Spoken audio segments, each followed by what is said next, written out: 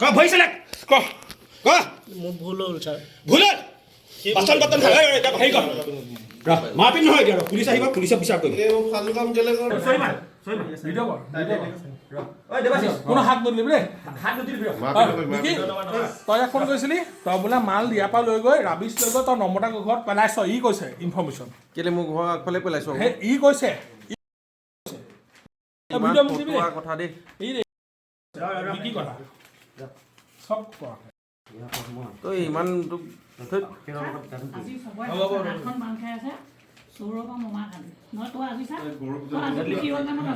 তই লগৰ মাজতে সন্দেহ হেৰি কৰিছ নাই আমিতো বিকিকো সন্দেহ কৰিম সেইটো কথা লৈ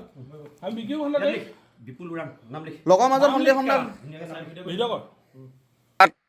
উন্নয়ন প্ৰাধিকৰণৰ এগৰাকী বিষয়া সমীৰণ বৰুৱাই বিপুল ওৰাঙৰ নামৰ এগৰাকী চাহ জনগোষ্ঠীৰ যুৱকৰ ওপৰত যি ধৰণে আচলতে এক অত্যাচাৰ চলালে আৰু বৰ্তমানৰ সময়ছোৱাত যিটো সভ্য সমাজৰ এজন ব্যক্তি হিচাপে আমি সকলোৱে আৰু অসমবাসীৰ ৰাইজ সকলো মানুহ আচলতে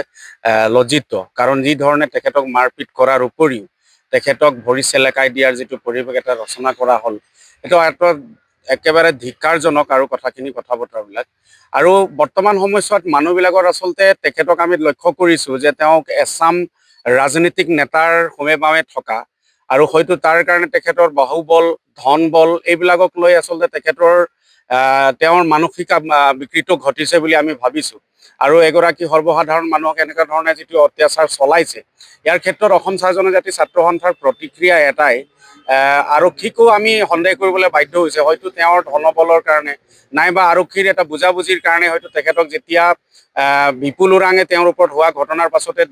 দুটাকে থানালৈ গৈছিল আৰু আৰক্ষীক আচলতে তেওঁ এজেহাৰ দাখিল কৰিব চেষ্টা কৰিছিল কিন্তু তেওঁৰ এজেহাৰ গ্ৰহণ কৰিব পৰা হোৱা নাছিলে হয়তো ক'ৰবাত ৰাজনীতিক হেঁচা আছিলে নাইবা যোৰহাট আৰক্ষীয়ে এটা ভোজন পৰিমাণৰ ধনৰ লেনদেন বিনিময়ত এইখিনি কৰিছে এইটো আমি কেতিয়াও মানি নলওঁ ইতিমধ্যে কেছ এটা ৰুজু কৰা হৈছে আৰু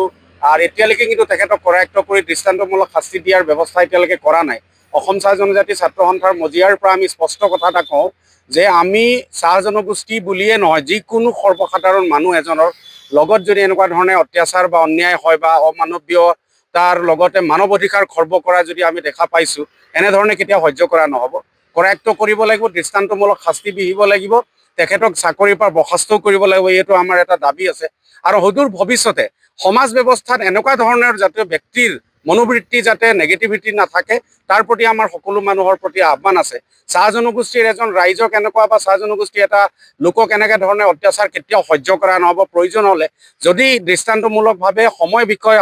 কৰায়ত্ব কৰি তেখেতক এটা শাস্তি নিদিয়ক কিন্তু যোৰহাট অচল হ'ব সেই কথাটো নিশ্চিত কৰি ল'ম আপোনালোকে যিটো 24 ঘণ্টা সময় বান্ধি দিয়া হৈছে নিশ্চিত হয় 24 ঘণ্টাৰ ভিতৰত তেওঁক কৰায়ত্ব কৰিব লাগিব আৰু একমাত্ৰ ভেকু ভাওনা দেখালে নহ'ব দৃষ্টান্তমূলকভাৱে শাস্তি বিহাৰ এটা মানৱ অধিকাৰ খৰ্ব কৰাৰ অপৰাধত তেখেতক কিন্তু জেললৈ নিক্ষেপ কৰিব লাগিব